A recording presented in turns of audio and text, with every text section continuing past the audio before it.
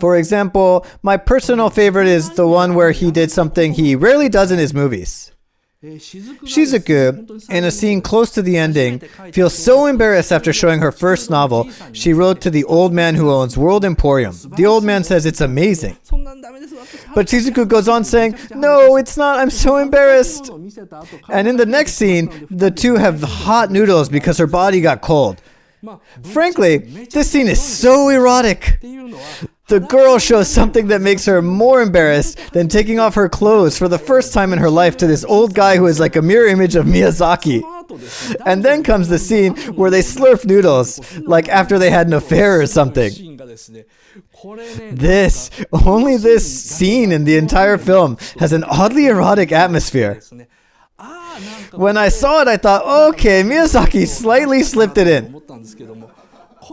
You see, he is very good at less noticeably slipping in an erotic sequence. You can also see that in NAUSICAA, the Valley of the Wind. NAUSICAA, captured by a Pejite man, screams, "Aspel!" And in that scene, her breasts are shaking. I mean, a lot. This is pointed out by Hideaki Anno. "This breast shaking is really something," he said in the audio commentary. He further went on saying Miyazaki was the first one to show breast shaking in animation. Let me explain this in detail. It's this scene. She screams, "Aspel!" in anxiety. She leans back and her breasts rise to her chin.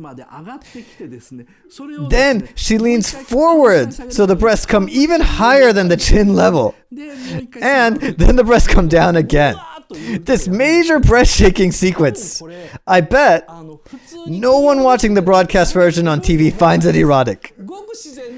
They just think that it's nothing more than a scene naturally showing NAUSICAA's anxiety. But I heard Miyazaki and the production team went crazy in this scene saying it's so sexy. This is what Miyazaki does. Another example is pointed out by Katayama. NAUSICAA flies out on her glider from Pejite's aircraft. Then, after that, there is a scene where she flies like this. Katayama saw it and revealed that when Miyazaki was drawing the scene, he was giggling and saying, "She's flying out there with her legs wide open like that. She has no decency." Anno said he's an old guy to give Miyazaki a break. Katayama responded, he was drawing the scene, saying, "What a shameless girl."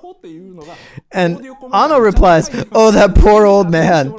This conversation is in the audio commentary. He slipped in such a scene during a tense scene where audiences get too nervous to care about such a detail. It's more like, if you find this erotic, you will be ashamed of yourself.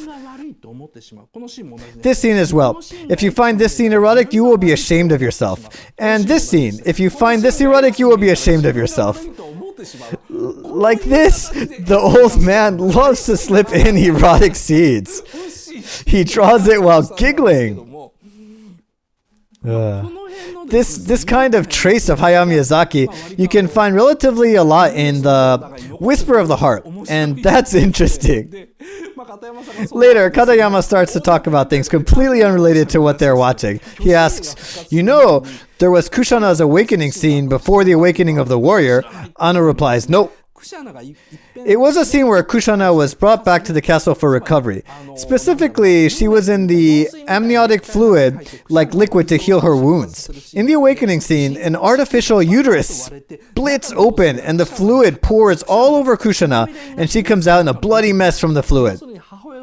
So there was a scene where, like a mother giving birth to her child, Kushana comes out with blood like red fluid all over her body. Miyazaki cut that scene as well, saying there's not enough time in this movie.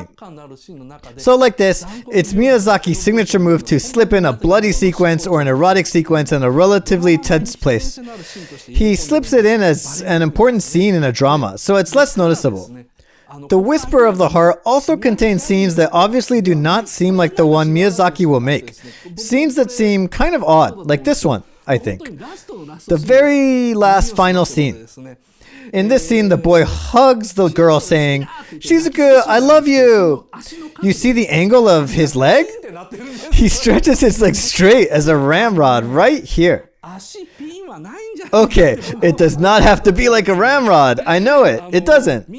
The audiences are all glued to his surprising line, Shizuku, I love you. But what makes this scene seem kind of odd is, I blame this ramrod leg. These little odd scenes, that's another reason why. I just don't get Whisper of the Heart. So from now on, I'll talk about what in the Whisper of the Heart is repelling Toshio Okada.